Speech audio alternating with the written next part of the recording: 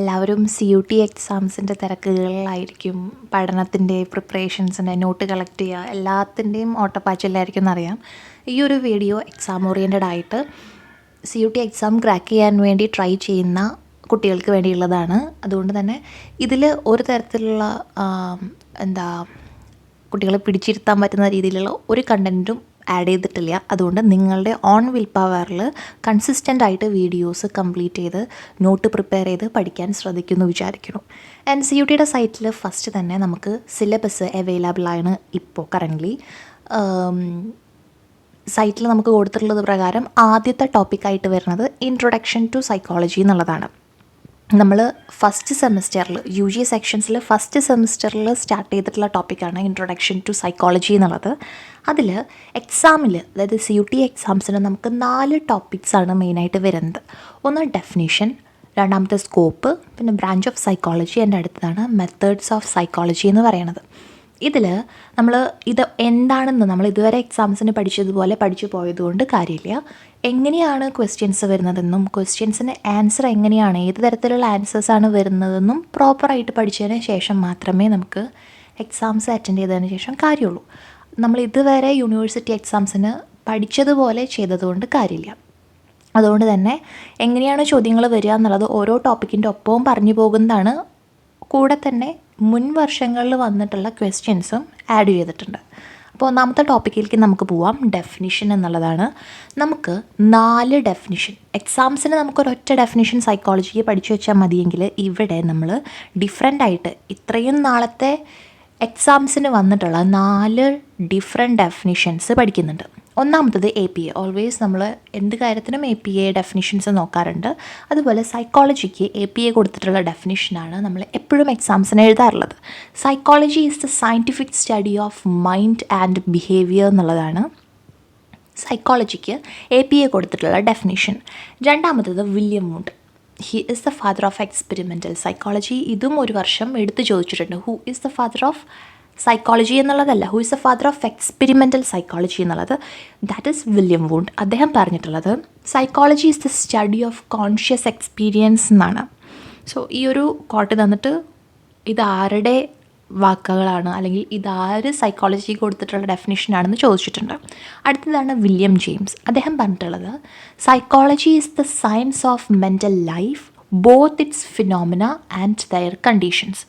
ഈ ഒരു ഡെഫിനിഷൻ എടുത്ത് പറയാൻ കാരണം, ഈ ഒരു ഡെഫിനിഷൻ തന്നതിന് ശേഷം ഇതിൽ പ്രതിപാദിച്ചിട്ടുള്ള ഫിനോമിന എന്താണെന്ന് എടുത്ത് ചോദിച്ചിട്ടുണ്ട്. അതുപോലെ തന്നെ കണ്ടീഷൻസ് എന്താണെന്ന് എടുത്ത് ചോദിച്ചിട്ടുണ്ട്. വരും ഭാഗങ്ങളിൽ അത് ഡീറ്റെയിൽ ആയിട്ട് പറയാം കേട്ടോ. And last one, John B. Watson. അദ്ദേഹം പറഞ്ഞിട്ടുള്ളത് psychology is the science of behaviour എന്നാണ്. ബിഹേവിയറിസത്തിൻ്റെ ഫാദർ എന്നറിയപ്പെടുന്നത് ജോൺ B. വാട്സൺ ആണ്.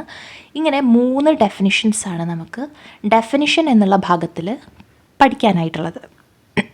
ഇതിൽ 4 ഇപ്പോൾ APA ആണെങ്കിലും വില്യം വൂണ്ട് ആണെങ്കിലും വില്യം ജെയിംസ് ആണെങ്കിലും ജോൺ B. വാട്സൺ ആണെങ്കിലും ഈ 3 ആളുകളെയും ഒരു കാര്യത്തെയും നമുക്ക് ഇൻ ഡീറ്റെയിൽ ആയിട്ട് തന്നെ നോക്കാം. കാരണം ചോദ്യങ്ങൾ മുൻ വർഷങ്ങളിൽ വന്നിട്ടുണ്ട്. William Wundt, he is A German psychologist.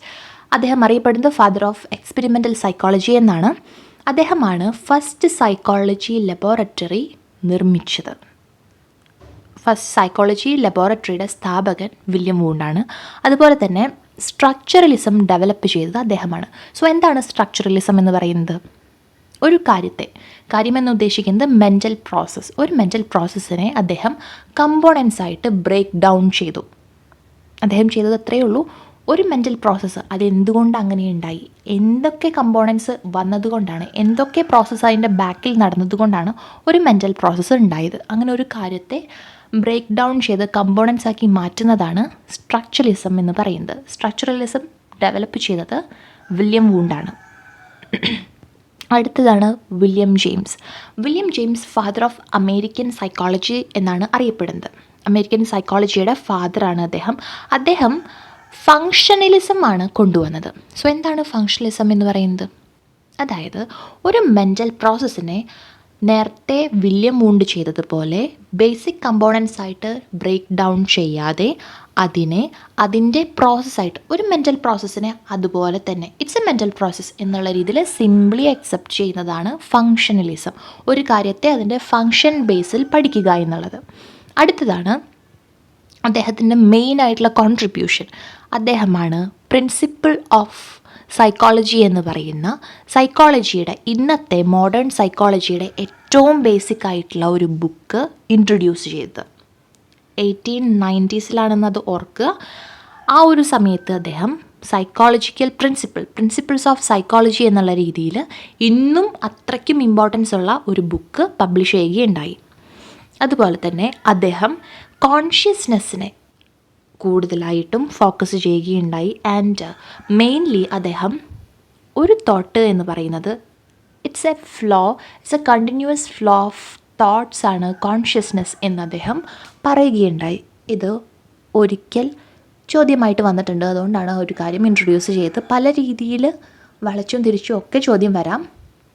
And William James അദ്ദേഹത്തിൻ്റെ ഡെഫിനിഷൻ വെച്ചിട്ടാണ് കൂടുതലും ചോദ്യങ്ങൾ മുൻ വർഷങ്ങളിൽ വന്നിട്ടുള്ളത്. അതായത് അദ്ദേഹത്തിൻ്റെ സൈക്കോളജിക്ക് കൊടുത്തിട്ടുള്ള ഡെഫിനിഷനിൽ എന്താണ് ഫിനോമിന, എന്താണ് കണ്ടീഷൻസ് എന്നുള്ള രീതിയിൽ ചോദ്യങ്ങൾ വന്നിട്ടുണ്ടായിരുന്നു. അത് CUT എന്നുള്ളത് മാത്രമല്ല, പലതരത്തിലുള്ള എൻട്രൻസ് എക്സാംസിനും സൈക്കോളജി ഓറിയൻറ്റഡ് ആയിട്ട് വരുന്ന എക്സാംസിൽ ഇത്തരത്തിലുള്ള ചോദ്യങ്ങൾ കണ്ടുവന്നിട്ടുണ്ട്. അതുകൊണ്ട് തന്നെ നമ്മൾ പഠിച്ചു പോവുക. അദ്ദേഹം പറഞ്ഞിരുന്നത് psychology is A science of mental life, both it's phenomena and their conditions എന്നായിരുന്നു. സോ ഫിനോമിന ഇവിടെ റെപ്രസെൻ്റ് ചെയ്യുന്നത് മെൻ്റൽ സയൻസിലെ ഫീലിങ്സ്, തോട്ട്, കോൺഷ്യസ്നെസ് ഇത്തരത്തിലുള്ള ഫിനോമിനാസിനെയാണ്. ഫിനോമിന എന്നുള്ള ഒരു ഒറ്റ വാക്കുകൊണ്ട് അദ്ദേഹം റെപ്രസെൻ്റ് ചെയ്യുന്നത് ഫീലിങ്സ്, തോട്ട്, കോൺഷ്യസ്നെസ് എന്നുള്ള കാര്യങ്ങളാണ്. കണ്ടീഷൻസ് എന്ന് ഉദ്ദേശിക്കുന്നത് ബയോളജിക്കൽ കണ്ടീഷൻസ് ആയിരിക്കാം, എൻവിറോൺമെൻറ്റൽ ഇൻഫ്ലുവൻസുകളായിരിക്കാം. അങ്ങനെ മെൻ്റൽ പ്രോസസ്സിനെ ഇൻഫ്ലുവൻസ് ചെയ്യുന്ന ഏതൊക്കെ കണ്ടീഷൻസ് ഉണ്ടോ, even if it is biological otherwise environmental എന്ത് തന്നെയാണെങ്കിലും ആ ഒരു കണ്ടീഷനെയാണ് അദ്ദേഹം കണ്ടീഷൻ എന്നുള്ള വാക്കുകൊണ്ട് ഉദ്ദേശിക്കുന്നത്. And the last one is John B Watson. John B Watson ആണ് ബിഹേവിയറിസത്തിൻ്റെ ഫാദർ എന്നറിയപ്പെടുന്നത്. അദ്ദേഹത്തിൻ്റെ ഒരു ഫേമസ് എക്സ്പെരിമെൻ്റ് ഉണ്ട്, വഴിയെ നമുക്ക് പറയാമത്. ആൻഡ് അദ്ദേഹം സൈക്കോളജീനെ ഡിഫൈൻ ചെയ്യുന്നത് തന്നെ സയൻസ് ഓഫ് ബിഹേവിയർ എന്നാണ്. Okay, psychology it is mainly focused on the behaviours എന്നാണ് അദ്ദേഹം പറയുന്നത്. And he emphasise the psychology should study measurable actions, not mental state. നമുക്ക് മനസ്സിലാക്കാൻ പറ്റുന്ന, ഐഡൻറ്റിഫൈ ചെയ്യാൻ പറ്റുന്ന ഒരു വ്യക്തിയുടെ ബിഹേവിയേഴ്സാണ് സൈക്കോളജിയിൽ കൂടുതൽ ഫോക്കസ് ചെയ്ത് പഠിക്കേണ്ടത് എന്നാണ് അദ്ദേഹം ആവശ്യപ്പെട്ടത്. അതുപോലെ തന്നെ ഞാൻ നേരത്തെ പറഞ്ഞത് അദ്ദേഹത്തിൻ്റെ ഫേമസ് ആയിട്ടുള്ളൊരു എക്സ്പെരിമെൻ്റാണ് ലിറ്റിൽ ആൽബർട്ട് എക്സ്പെരിമെൻറ്റ്. ഇതോർക്കണം, ഈ ഒരു എക്സ്പെരിമെൻറ്റ് സൈക്കോളജി ഫീൽഡിൽ എത്തിക്സ് ഇല്ലാത്ത ഒരു കാലത്ത് നടന്നതാണ്. അങ്ങനെ പറയാൻ കാരണം ആ ഒരു എക്സ്പെരിമെൻറ്റിൽ പാർട്ടായിട്ടുള്ള ആൽബർട്ട് എന്ന് പറയുന്ന കുട്ടി പിന്നീട് അനുഭവിച്ചത് ഒരു സങ്കടകരമായ ഒരു കാര്യമാണ്. ഒരു ചെറിയ കഥ പോലെ അത് പറഞ്ഞു വയ്ക്കാം, കാരണം അതത്രയും ഇമ്പോർട്ടൻ്റ് ആയിട്ടുള്ളൊരു എക്സ്പെരിമെൻ്റ് ആയതുകൊണ്ടാണ്. നമ്മളെല്ലാവരും ക്ലാസിക്കൽ കണ്ടീഷനിങ് പഠിച്ചവരാണ്. അതിൽ സലൈവേഷൻ, ബെല്ലടിക്കുമ്പോൾ സലൈവേഷൻ ഉണ്ടാകുന്ന കാര്യങ്ങളൊക്കെ നമ്മൾ പഠിച്ചിട്ടുണ്ട്. അതിനെപ്പറ്റി ഞാനൊന്നും പറയുന്നില്ല. പക്ഷേ ആ ഒരു എക്സ്പെരിമെൻറ്റ് ഒരു മനുഷ്യനിൽ നടത്തിയാൽ എങ്ങനെയുണ്ടായിരിക്കും? അതാണ് അദ്ദേഹം നടത്തിയ എക്സ്പെരിമെൻറ്റ്.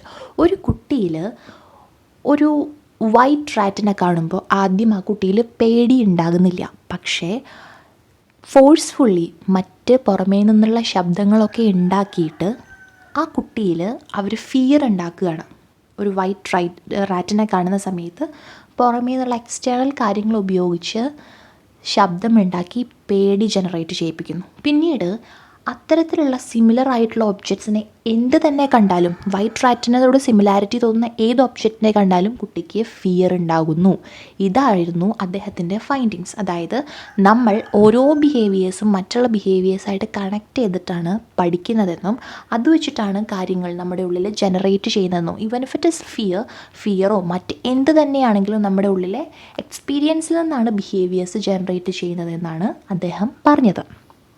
ആൻഡ് അത് പിന്നീട് അത് എത്തിക്കലി റോങ് ആവാൻ കാരണം ആ ഒരു ഉണ്ടായ ഫിയറിനെ റിമൂവ് ചെയ്യാൻ അവർക്കത് സാധിച്ചില്ല.